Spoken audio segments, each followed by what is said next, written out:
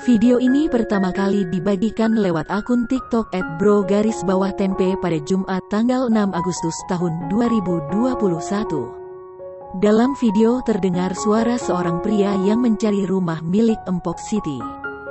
Pria lalu bertanya apakah benar rumah dari Empok Siti mau dijual dengan harga murah.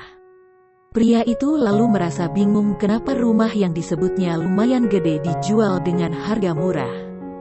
Pria itu lalu bertanya apa alasan si wanita menjual rumah.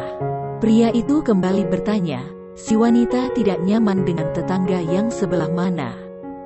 Betapa terkejutnya si pria saat melihat tetangga yang dimaksud dari si wanita. Bahkan pria itu tidak mengambil DP yang sudah diberikan.